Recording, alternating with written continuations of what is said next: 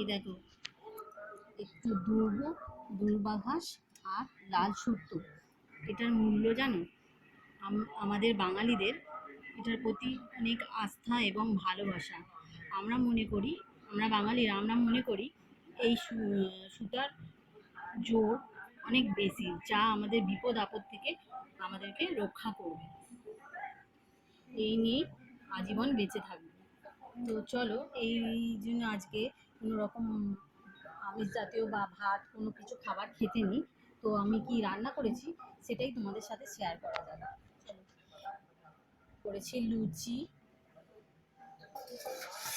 আর করেছি ছোলার ডাল, আলুর দম, সিমুই